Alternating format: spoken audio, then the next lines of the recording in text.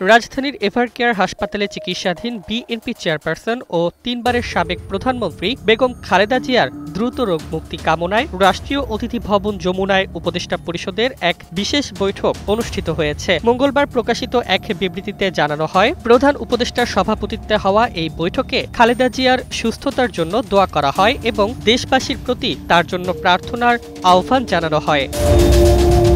বৈঠকে তার বর্তমান শারীরিক অবস্থা বিবেচনায় কয়েকটি গুরুত্বপূর্ণ সিদ্ধান্ত নেওয়া হয়। প্রথমত, হাসপাতালে তার নির্বিঘ্ন চিকিৎসা নিশ্চিত করতে সংশ্লিষ্ট সব সংস্থাকে নির্দেশ দেওয়া হয়। দ্বিতীয়ত, প্রয়োজনে উন্নত চিকিৎসার জন্য তাকে বিদেশে নেওয়ার প্রস্তুতি রাখতে বলা হয়।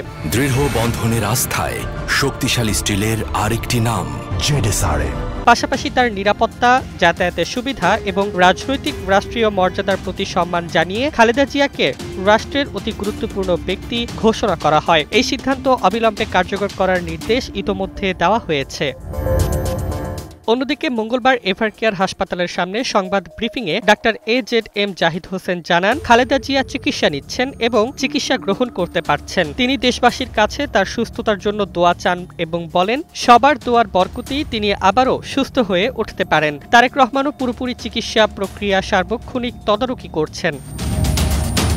চিকিৎসকদের বরাতে তিনি জানান, খালেদা জিয়া নিউমোনিয়া সহ দীর্ঘদিনের নানা জটিল রোগে ভুগছেন। অবস্থার অবনতি হওয়ায় তাকে আইসিইউতে রাখা হয়েছে। বিদেশে নেওয়ার বিষয়ে মেডিকেল বোর্ডের পরামর্শই চূড়ান্ত সিদ্ধান্ত নির্ধারণ করবে। দেশবাসীকে গুজব এড়িয়ে ধৈর্য ও দোয়া নিয়ে পাশে থাকার আহ্বান জানিয়েছে তার চিকিৎসক ও পরিবার।